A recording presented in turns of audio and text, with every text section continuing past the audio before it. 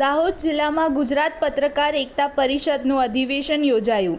ધાનપુર તાલુકાની ધીંગીધરાના ખોડે કંજેટાના Ratan Mahal અભયારણ્યના forest કેમ્પના hall ખાતે ગુજરાત રાજ્યના તમામ જિલ્લાના હોદ્દેદાર પત્રકારો ઉપસ્થિત રહ્યા।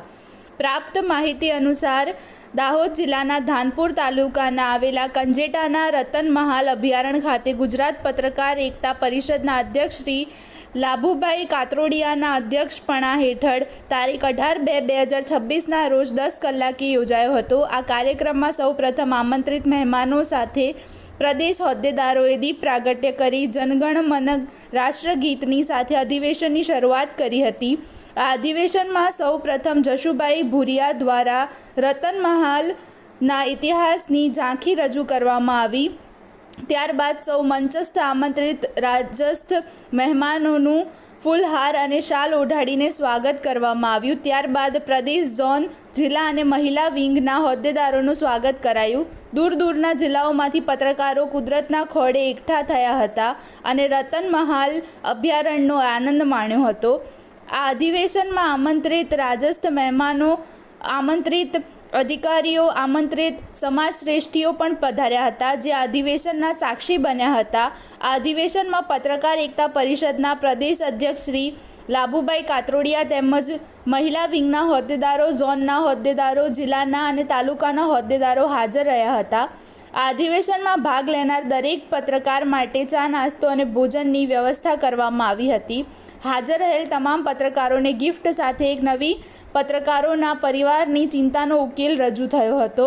તમામ પત્રકારોને 10 લાખનો અકસ્માતનો વીમો ફ્રીમાં પત્રકાર એકતા પરિષદ દ્વારા અમુક જિલ્લાઓમાં આપી દીધો છે અને અત્યારે આ ફ્રી વીમા માટે તમામ પત્રકાર ભાઈઓ ફોર્મ ભરીને આપેલા તેમને 15 દિવસમાં વીમા પોલિસી અને ફીની પહોંચ આપવામાં આવશે અને જે બાકી છે તેમણે તાત્કાલિક સંગઠનના પ્રમુખો દ્વારા ફોર્મ ભરીને પહોંચતા કરવા સૂચનો કરાયા હતા।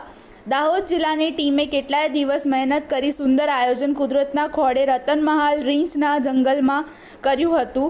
તેમાં 17 તારીખે 6 વાગ્યા પહેલાં આવનારને રહેવાની વ્યવસ્થા પણ કરી હતી। 6 વાગ્યા પછી આવનારને બહાર રસ્તામાં પણ રેસ્ટ હાઉસમાં વ્યવસ્થા કરવામાં આવી હતી।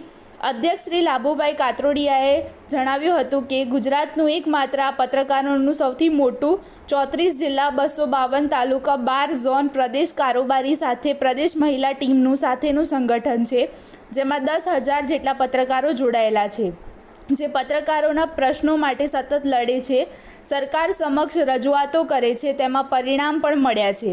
જિલ્લા કક્ષાએ ફોર્મ કલેક્ટ કરી આઈ કાર્ડ તેમજ વીમાનો લાભ લિસ્ટિંગ કરીને આપવાની વ્યવસ્થા કરેલ હોય જિલ્લા સંગઠન સમક્ષ ડોક્યુમેન્ટ રજૂ કરવાના રહેશે। આ તકે મહિલા વિંગની બહેનોએ કુદરતના ખોળે ગરબાની રમઝટ પણ બોલાવી હતી। આદિવાસી પરંપરાનો ટીમલી ડાન્સ પણ રજૂ કર્યો હતો। સંગઠિત થાઓ, એક બનો, નેક બનો, એકબીજાના ટાંટિયા ન ખેંચોના સૂત્રો સાથે ખૂબ જ ગુજરાતની આગવી શૈલીમાં શબ્દોની છણાવટ સાથે વક્તવ્ય રજૂ કર્યું હતું। તમામ રાજકીય નેતાઓને પણ જણાવ્યું હતું કે પત્રકારોને સાથે અને સહકાર આપશો। આ દેશની ચોથી જાગીરને હંમેશા ઉજાગર કરવા આહવાન કરાયું હતું। રતન મહાલ ફોરેસ્ટ વિભાગના અધિકારીઓએ ખૂબ જ સહકાર આપ્યો હતો અને દાહોદ જિલ્લાના પત્રકારોએ દૂરથી આવેલા પત્રકારોને ખૂબ જ સારી વ્યવસ્થા કરવા બદલ તેમનો પણ આભાર માનવામાં આવ્યો હતો। તેમજ આશ્રમ શાળામાં રાત્રિ ભોજનની વ્યવસ્થા બદલ આચાર્યનું સન્માન કરી આભાર વ્યક્ત કર્યો હતો।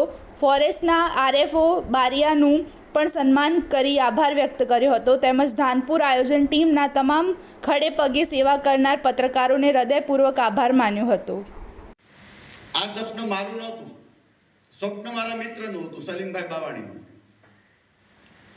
એમણે નક્કી કર્યું હતું એક સંગઠનમાં, હું સલીમભાઈ બંને સાથે હતા અગાઉ પત્રકાર સંગઠનમાં, પણ સંગઠનની શૈલી અમને પસંદ નહોતી, એમાં લોકશાહી જ નહોતી,